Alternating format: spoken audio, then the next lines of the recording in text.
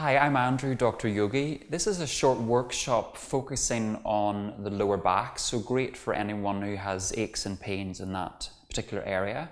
We'll focus on a little bit of anatomy on why the lower back is so prone to injury.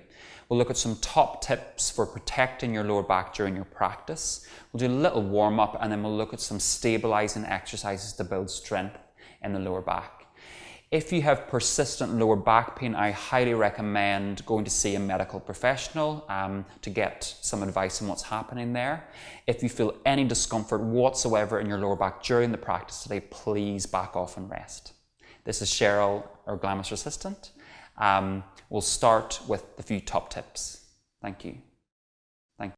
So let's begin by focusing on why the lower back is so often prone to injury. Whether during our yoga practice or just in everyday life. So we'll start by looking at the position of the lower back. The lower back is between the pelvis here and the lower ribs. And often when we have tightness in the sacroiliac joint, which is the wedge-like structure into the pelvis or the hip joint, or tightness in the upper back, the lower back moves more to actually compensate for this movement. So that can mean that it can become a little bit vulnerable.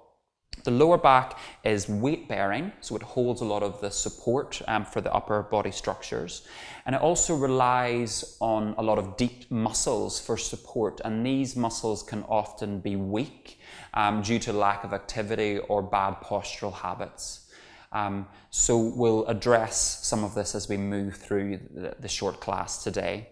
Let's start also now by looking at some top tips that will really help you keep your lower back healthy during your yoga practice. Okay, so if Cheryl just moves to the side for a moment, we're going to focus on how to lengthen the lower back as much as possible.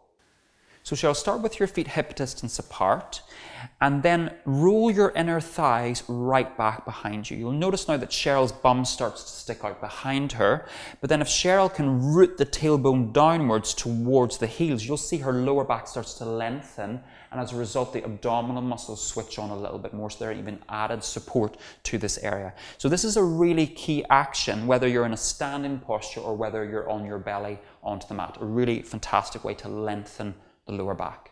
Okay.